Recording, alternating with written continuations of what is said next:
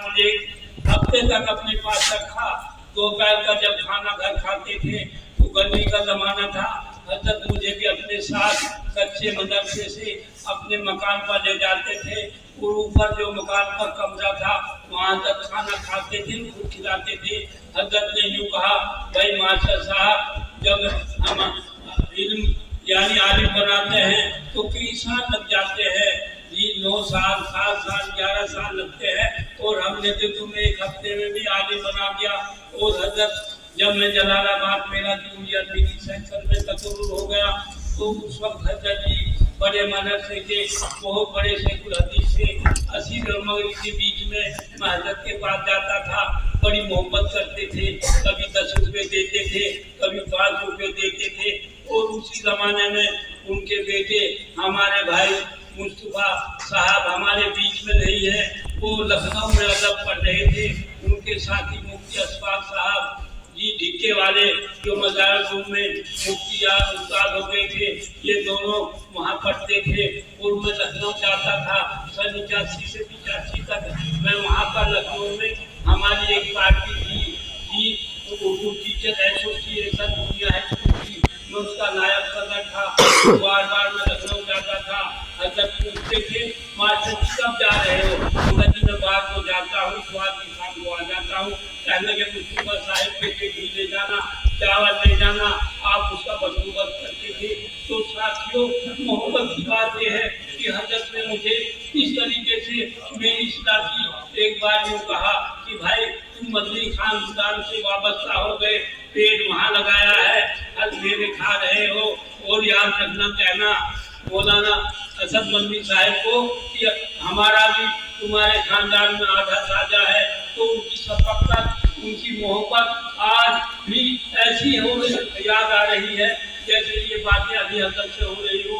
उसके बाद हजरत जी बार बार मुझे ख्वाब में नजर आते हैं, उस बात को मैं बताना नहीं चाहता।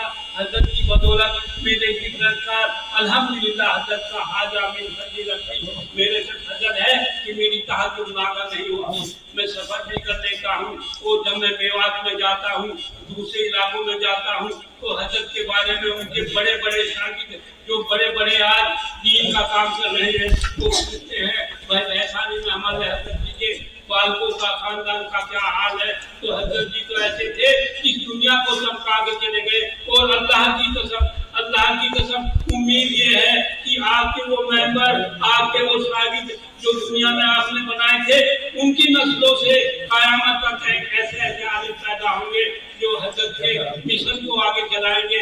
ये बात तो यहाँ रह गई। दूसरी बात यह है, हमारे हजरत दामद बरकातहुम हमारे बीच है, हमारी सोसाइटी के इस प्रोग्राम के सदर हैं या खुशूसी मेहमान हैं, ये भी खुशी की बात है। और याद रखो, जब आप अपनों से मोहब्बत नहीं करोगे तो तुम गैरों से भी मोहब्बत नहीं कर सकती। अपनों से मोहब्बत करना भी फर्ज है और इबादत है। यहाँ पर जो ये मदरसा जो उलूम या जो कॉलेज चल रहा है, इसके लिए जो आप मेहनत कर रहे हैं हमारे साथी, हम तो यही दुआ कर सकते हैं भाइयों, उसकी तालीम दुनिया की तालीम भी होना जरूरी है। हमारे हजरत जी ने तो यहाँ तक किया, आपने तो ऐसे मिशन चलाए कि दहेज प्रथा खत्म हो जाए, दहेज न दिया जाए, शादी जो नबी के घर मेहमान पर की जाए, और बारात भी, यानी आपका जो मिशन था, भले आप आज यहाँ ना हो लेकिन लोग जो भले लोग हैं उस मिशन को भी आगे चला रहे हैं। ये भी हजरत की जीती जागती एक ख्वाबों की ताबीर है। दुआ कीजिए अल्लाह ताला आपके इस मदरसे को भी दिन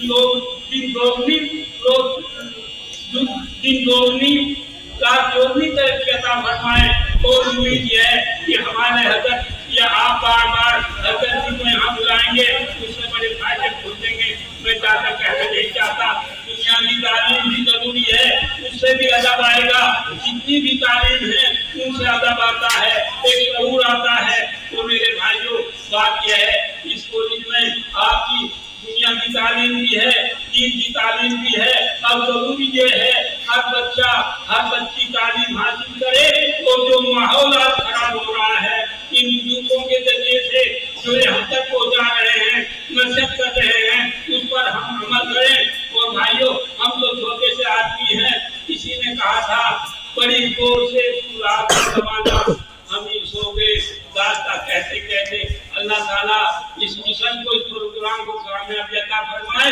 और उम्मीद है हमारे हजरत की बार बार जरूर आपको परेशानी होगी, जरूर हमारे पास वो अदब नहीं है, वो मेहमान नवाजी नहीं है, आप उसको नजरअंदाज करते हुए हजरत रहमतुल्लाह अलैह के उस नक्शे कदम पर चलते हुए हम बैठों की सलाह करते रहे। आमीन।